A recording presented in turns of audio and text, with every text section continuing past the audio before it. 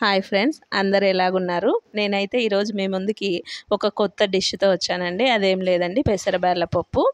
పెసరబేళ్ళ పప్పు అని దాన్ని చూపించుకోకుండా డైరెక్ట్ తాలింపు వీడియో తీశాను. మర్చిపోయానండి కాస్త. ఏం లేదు, పెసరబేళ్ళని 2 గ్లాసులు తీసుకొని దాంట్లోకి ఒక గ్లాసు కందిబ్యాళ్ళు వేసి ఒక గంట ముందు నానబెట్టుకొని ఉడికిచ్చి పక్కన పెట్టుకున్నానండి. అలా ఉడికిచ్చి పక్కన పెట్టుకున్న దానికి తాలింపు అయితే పెట్టుకున్నాను.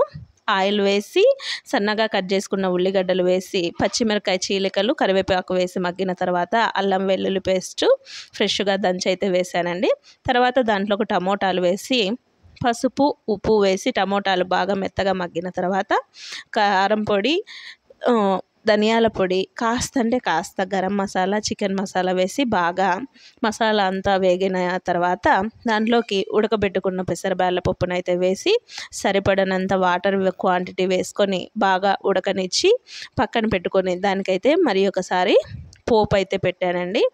ఏం లేదండి, పోపులోకి కాస్త ఆయిల్ వేసుకొని జీలకర్ర వేగిన తర్వాత వెల్లుల్లి రెబ్బలు, పచ్చిమిరకాయలు వచ్చేసి రౌండ్గా కట్ చేసుకున్నానండి. 2 పచ్చిమిరకాయలు రౌండ్గా కట్ చేసుకొని ఒక కరివేపాకు రెమ్మ వేసి పోపు అయితే పెట్టాను.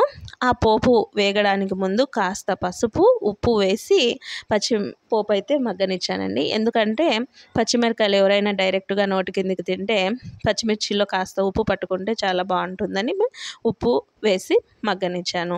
పోపు పెట్టుకున్న తర్వాత నేను ఈ కర్రీ అయితే చపాతీలోకి ప్రిపేర్ చేసుకున్నానండి. రైస్లోకి బాగుంటుంది, చపాతీలోకి రెండింటిలోకి బాగుంటుందండి. అందులోని ఈ కర్రీ సండే చేసుకున్నాను. వీడియో పోస్ట్ చేయడం కాస్త లేట్ అయ్యింది.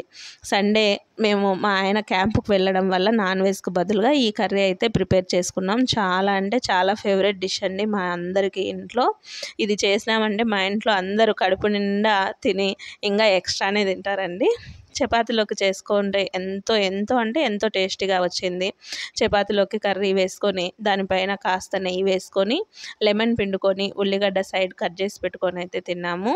ఎంతో టేస్టీగా వచ్చింది. మీరు కూడా నా వీడియో ఫాలో అయ్యి ఈ కర్రీ చేసుకున్నారంటే చాలా ఈజీగా ప్రిపేర్ చేసుకోవచ్చు. చాలా టేస్టీ అండ్ హెల్తీ. మన మంతెన సత్యనారాయణ గారు చెప్పినట్లు మాంసం బలమా పప్పు బలమా అంటే నాకైతే ఈ కర్రీ తింటే మటుకు పప్పే బలం అని చెప్తానండి.